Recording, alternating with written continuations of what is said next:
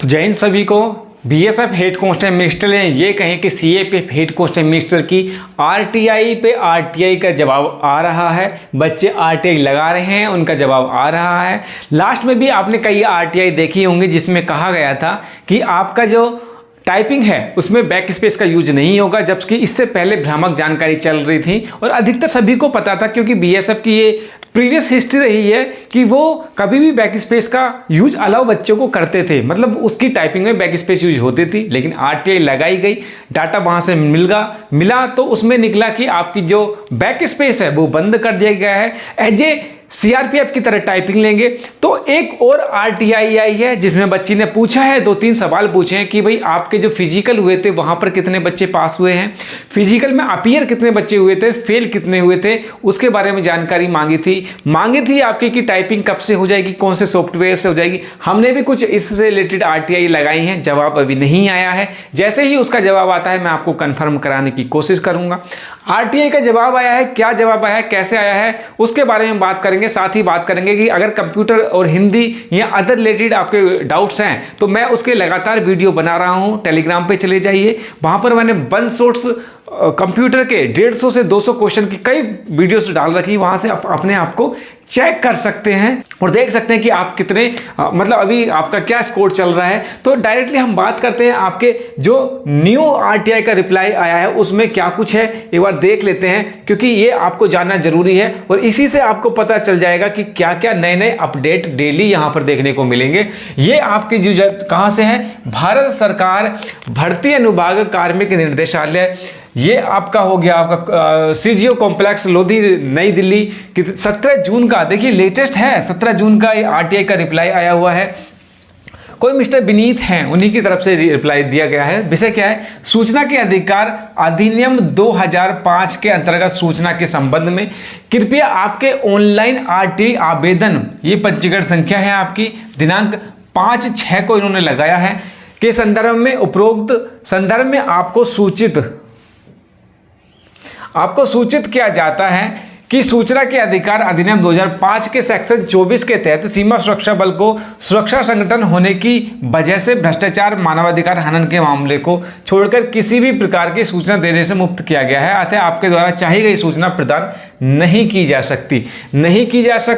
क्या क्या सूचना मांगी थी उसके बारे में मैं बताऊंगा। लेकिन देखिए, ये भ्रष्टाचार और मानवाधिकार, ये दो ही चीजें आप इनसे जानकारी मांग सकते हैं। बाकी ये देने के मतलब अगर ये चाहे तो एग्जम्पशन है उनको, वो नहीं देना चाहें तो नहीं देंगे। फिर भी आपको सूचित किया जाता है कि वर्तमान में सीमा सुरक्षा बल में हेड कांस्टेबल मिनिस्ट्रियल की in central arm police force CAPF examination 2024 सीधी भर्ती पहला चरण दैट इज पीटीपीएसटी की परीक्षा 17 मार्च 2025 से 31 मई तक आयोजित की गई थी। पीटीपीएसटी के योग्य उम्मीदवारों की सूची को सीमा सुरक्षा बल की आधिकारिक वेबसाइट www.bsf.gov.in पर प्रकाशित कर दिया जाएगा। आपसे अनुरोध है कि सीमा सुरक्षा बल की वेबसाइट समय समय पर देखते रहें। पीटीपीएसटी के रिजल्ट के उपरांत ही दूसरे चरण written examination computer based test की प्रक्रिया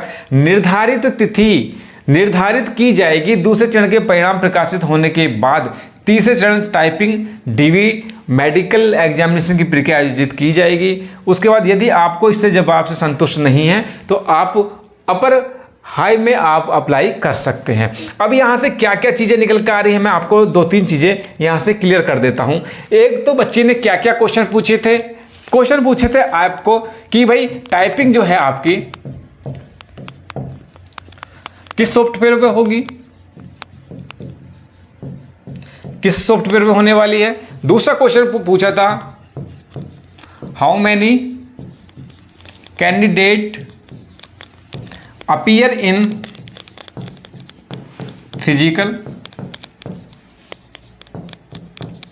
ये क्वेश्चन पूछा था। तीसरा सवाल पूछा था, तीसरा था total qualified candidate in physical.